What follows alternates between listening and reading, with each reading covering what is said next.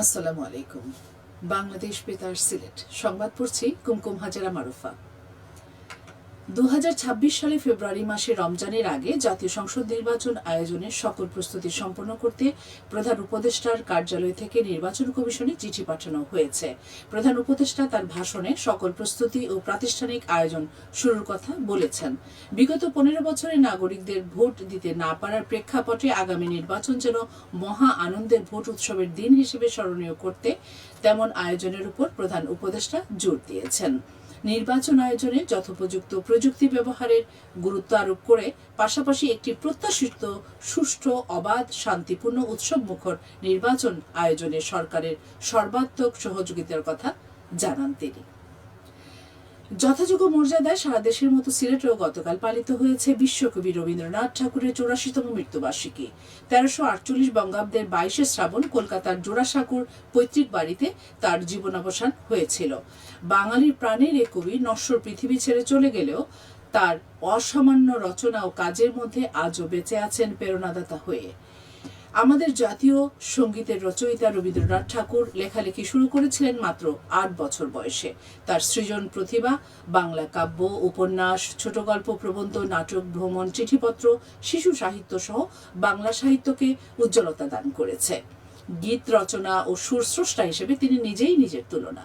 চিত্রকলা নতুন মাত্রা লাভ করেছে তার প্রতিভায়। 1913 সালে গীতাঞ্জলি কাব্যগ্রন্থের জন্য সাহিত্যে প্রথম বাঙালি এবং এশীয় হিসেবে রবীন্দ্রনাথ ঠাকুরের নোবেল পুরস্কার বাংলা সাহিত্যকে বিশ্ব সাহিত্যের দরবারে মর্যাদার আসনে প্রতিষ্ঠিত করে। আমাদের মহান মুক্তিযুদ্ধেও কবির গান সাহস ও প্রেরণা জুগিয়েছে। সব মিলেই রবীন্দ্রনাথ ঠাকুর শ্রদ্ধা ও ভালোবাসার বাঙালির হৃদয়ে অম্লান হয়ে আছেন। এই উপলক্ষে মৌলভীবাজার জেলা শিল্পকলা একাডেমিতে অনুষ্ঠিত হয় আলোচনা সভা। এতে প্রধান অতিথি ছিলেন জেলা প্রশাসক মোহাম্মদ ইসরাইল হোসেন।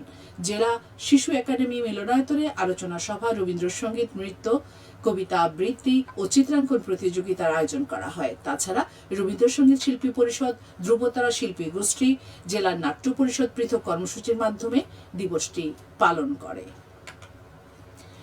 ঐতিহাসিক হিরোশিমা দিবস পালিত হয়েছে গতকাল। সারা দেশের মতো সিলেটেও পালিত হয়েছে মানব ইতিহাসের এই কলঙ্কজনক দিনটি। দ্বিতীয় বিশ্বযুদ্ধ চলাকালে 1945 সালের এই দিনে জাপানের হিরোশিমা শহরে ইতিহাসের প্রথম ভয়াবহ পারমাণবিক বোমা নিক্ষেপ করে যুক্তরাষ্ট্র। এতে বিপুল সংখ্যক শহরবাসী তাৎক্ষণিক মৃত্যুবরণ করেন। পরবর্তীতে পারমাণবিক তেজস্ক্রিয় আরও অগণিত মানুষের প্রাণহানি ঘটে। এই ঘটনার 3 দিন পর বোমা হামলা হয় জাপানের আরেক শহর নাগাসাকিতে। সেখানে মৃত্যু হয় হাজার হাজার বেসামরিক মানুষের। যুদ্ধের ইতিহাসে এটাই ছিল প্রথম পারমাণবিক বোমার ব্যবহার।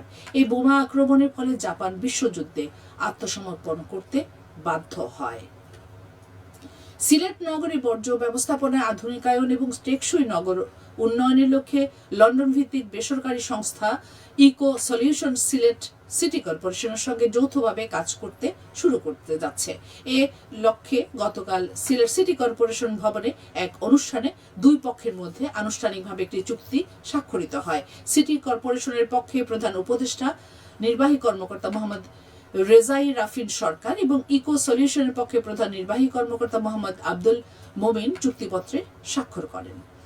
অনুষ্ঠানে প্রধান অতিথি হিসেবে উপস্থিত ছিলেন সিটি কর্পোরেশনের প্রশাসক খান মোহাম্মদ রেজাউল নবী। চুক্তি স্বাক্ষর অনুষ্ঠানে প্রশাসক বলেন, সিলেটের উন্নয়নে সিলেটের সন্তানদের এমন উদ্যোগ নিঃসন্দেহে প্রশংসার যোগ্য। আমি এই উদ্যোগকে আন্তরিকভাবে সাধুবাদ জানাই। প্রবাসীদের, বিশেষ করে ইংল্যান্ড প্রবাসীদের সঙ্গে সিলেটের আত্মিক সম্পর্ক রয়েছে। ইকো সলিউশন এমন একটি সংস্থা যার নেতৃত্বে রয়েছে এই শহরে বেড়ে ওঠা তরুণরা। চুক্তি অনুযায়ী ইকো সলিউশন প্রথমে প্রকল্পটির সম্ভাব্যতা যাচাই করবে এবং 2026 সালের মধ্যে পূর্ণাঙ্গ একটি প্রতিবেদন সিলেট সিটি কর্পোরেশনের কাছে পেশ করবে। বিশ্ব মাতৃদুগ্ধ দিবস ও সপ্তাহ উপলক্ষে আলোচনা সভা অনুষ্ঠিত হয়েছে গতকাল মৌলভীবাজারের কুলাউড়া উপজেলায়।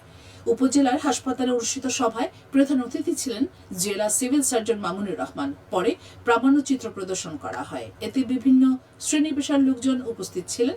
স্বাস্থ্য বিভাগ এর আয়োজন করে। জুলাই পুনর্জাগরণ ও তারুণ্য উৎসব উপলক্ষে সিলেটে বৃক্ষরোপণ কর্মসূচি বাস্তবায়ন করেছে বাংলাদেশ কৃষি ব্যাংক। গতকাল সিলেট সরকারি পাইলট উচ্চ বিদ্যালয়, সৈয়দ হাতিম আলী উচ্চ বিদ্যালয় প্রাঙ্গণে এই কর্মসূচি পালন করা হয়।